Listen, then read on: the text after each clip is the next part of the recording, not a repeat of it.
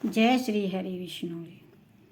देव उठनी एकादशी की सबको बहुत बहुत बधाइयाँ। कार्तिक मास शुक्ल पक्ष तिथि पर देव उठनी एकादशी का व्रत रखा जाता है। मान्यता है इस दिन भगवान श्री हरि विष्णु की विधिवत आराधना करने से जीवन के कष्ट दूर हो जाते हैं। देव उठनी एकादशी का व्रत काफ़ी महत्वपूर्ण और फलदायी माना जाता है। हर साल कार्तिक मास के शुक्ल पक्ष तिथि पर देव उठनी एकादशी का व्रत रखा जाता है। मान्यता है इस दिन भगवान श्री हरि विष्णु अपनी निद्रा से जाग जाते हैं। इस साल 23 नवंबर के दिन देव उठनी एकादशी का व्रत रखा गया है। वहीं एकादशी का व्रत बिना कथा का पाठ किए अधूरा माना जाता है। देव उठनी एकादशी व्रत कथा का पूरी श्रद्धा से पाठ करने पर व्रत के पूर्ण फल की प्राप्ति होती है। तो देव उठनी एकादशी व्रत की कथा इस प्रकार है। एक राज्य में सभी लोग देव उठनी एकादशी का व्रत रखते थे।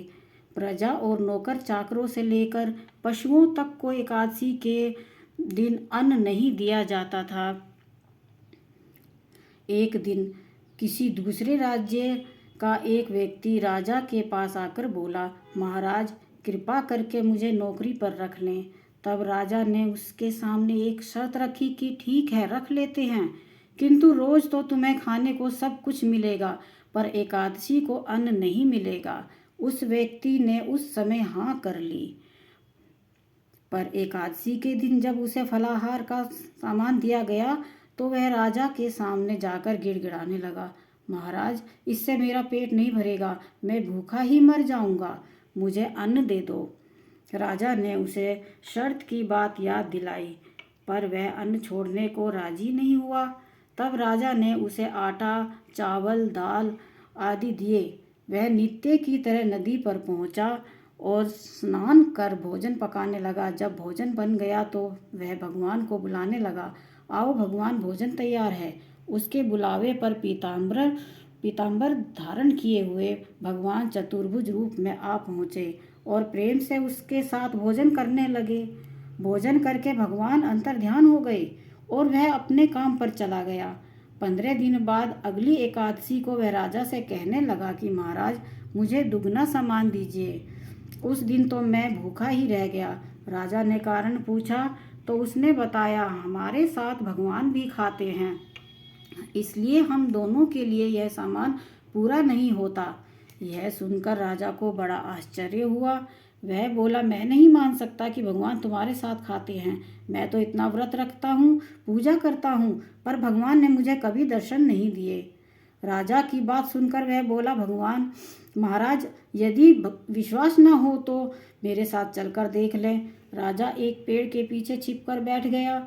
उस व्यक्ति ने भोजन बनाया और भगवान को शाम तक पुकारता रहा, परंतु भगवान ना आए। अंत में उसने कहा, हे भगवान, यदि आप नहीं आए तो मैं नदी में कूदकर प्राण त्याग दूंगा। भगवान नहीं आए।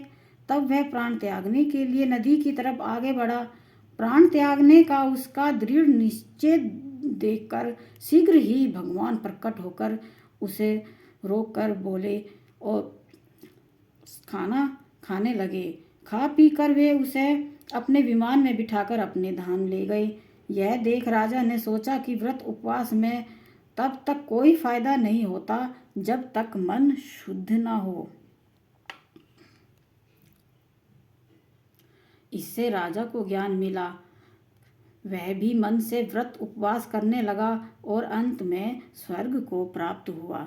बोलो भगवान विष्णु की जय। तुलसी मैया की जय।